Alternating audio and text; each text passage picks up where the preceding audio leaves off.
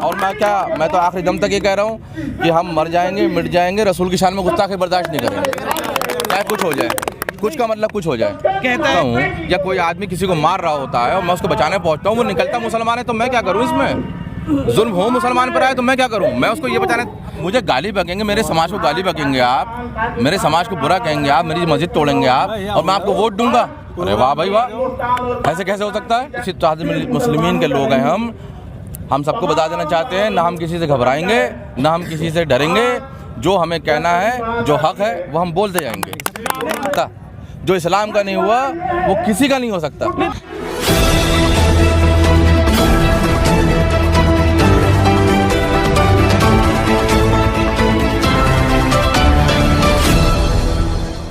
बहुत बड़ा बदलाव होगा। कैसा बदलाव होगा? अच्छे दिन आएंगे।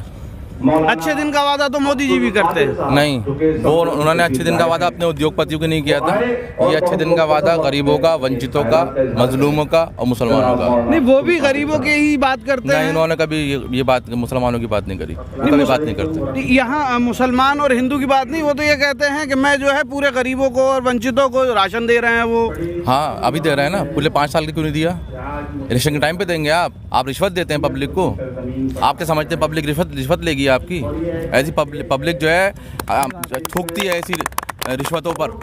आप जो है सोसाइटी को करप्ट समझते हैं, हमारा समाज करप्ट नहीं है, हम रिश्वतों को ऐसे मुंह पे मारते हैं। अच्छा, एक आरोप लगता है कि AIMM के आने से बीजेपी को ही फायदा होगा।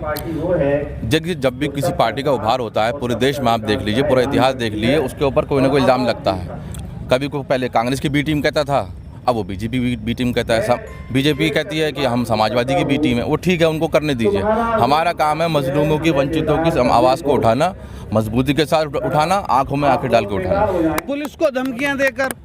क्या धमकी दे रहे हैं? क्या धमकी दे रहे हैं? ओवैसी साहब ने कहा कि योगी जी मठ में चले जाएंगे, पुलिस ये प्रशासन ये याद रखे। देखिए, हर जगह कुछ खराब लोग तो होते ही हैं।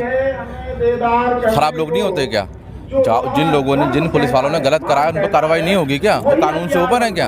कोई कानून से ऊपर नहीं है। अच्छा, कोई कानून की बात करते हैं। आपका एक बयान बहुत पॉपुलर रहा, 11 लाख रुपए जूता मारने के लिए वसीम रिजवी को आपने जो कहा था।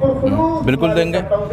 जो भी हमारे रसूलुल्लाह पर कोई भी आपत्ति टिप्पणी करेगा, कोई बात करेगा, देखिए आप दुनिया के, आप वो मेरा बयान मत समझिए, आप ये समझिए कि आप पूरे दुनिया के किसी भी मुसलमान से आप बात कर लीजिए, किसी भी इंसानियत पर इंसान से बात कर लीजिए, हर आदमी यही बात कहेगा जो मैंने कही है। मैंने बस उनके जज्बातों को अल्फाज दे दिए। बात चाहते वो भी यही थे।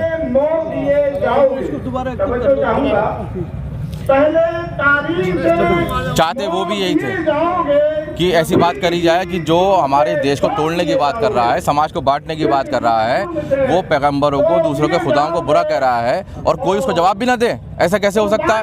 तो मैंने ये बात कही और मैं तो आखिरी दम तक ये कह रहा हूँ कि हम मर जाएंगे, मिट जाएंगे, रसूल की शान में गुस्ताखी बर्दाश्त नहीं करेंगे, चाहे कुछ हो जाए।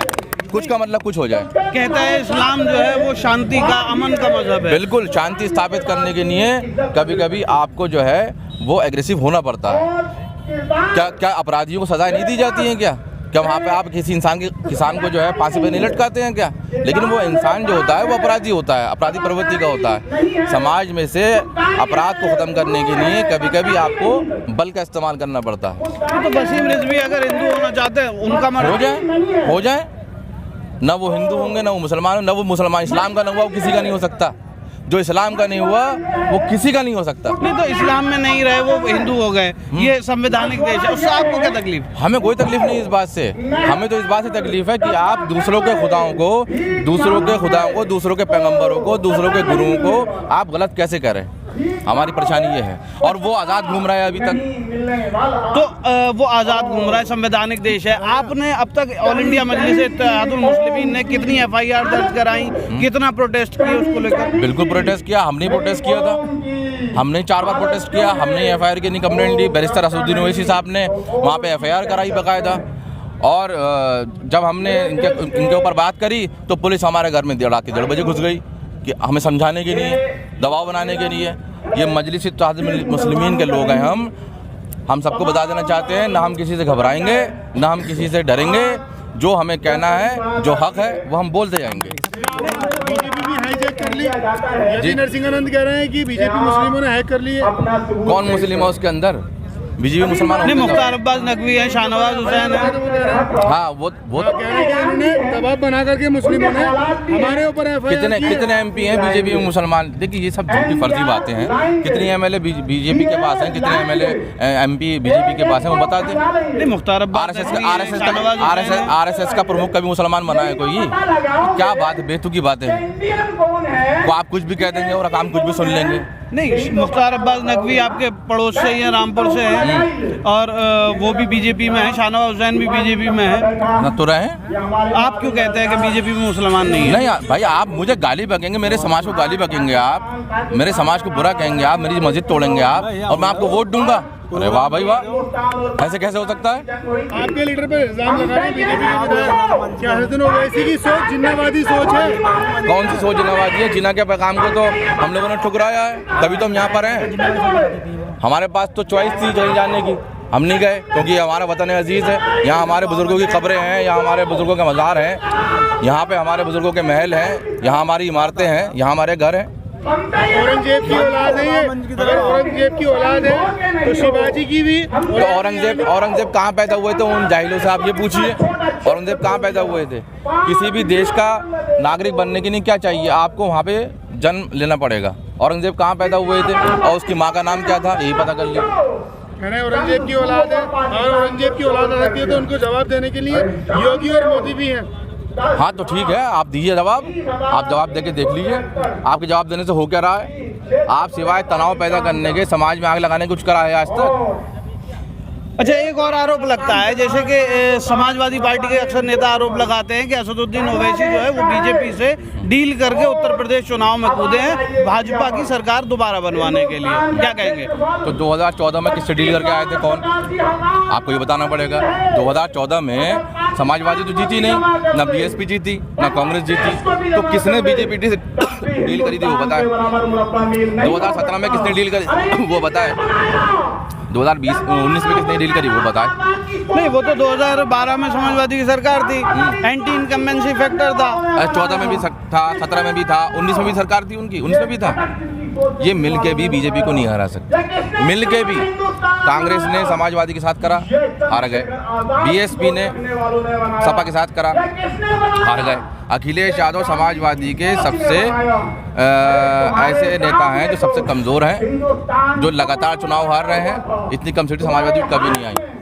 नहीं, तो आप ये बताइए, चलिए समाजवादी से नहीं होगा, आप 100 सीटों पर चुनाव लड़ रहे हैं AIMIM, और उन 100 सीटों में से अगर 10-5 सीटें आ भी जाती हैं तो उससे मुस्लिमों ये आप कह रहे हैं ना, ये आप तय करेंगे। दिल्ली में केजरीवाल को कितनी सीटें आई थी? 70 सीटें में से बताइए कितनी आई थी 70 में से? 67 सीटें आई थी। हाँ, तो वहाँ पर 70 सीटों की विधानसभा 67 सीटें उन्होंने ले ली, सब ले ली, लहर बन गई। लेकिन अभी उत्तर प्रदेश में AIMIM की क्या कहना चाहते हैं? ऐसी लहर ऐसी तो आई थी। तो 100 सीटों पे क्यों लड़ रहे हैं? फिर 403 सीटें हैं। देखिए, हमारे पास जितने आवेदन है, हमारे प्रदेश अध्यक्ष जनाब शौकत अली साहब ने अभी कल भी बयान दिया है कि हमारे पास 200 से ज़्यादा आवेदन आ चुके हैं। अब ये उसमें देखेंगे कि विनेबिलिटी किन किन लोगों में है, कौन कौन लोग जीत सकते हैं, उनको टिकट देंगे, वो जीतेंगे। अच्छा, एक आरोप लगता है कि AIMIM सिर्फ मुस्लिमों की बात करती है।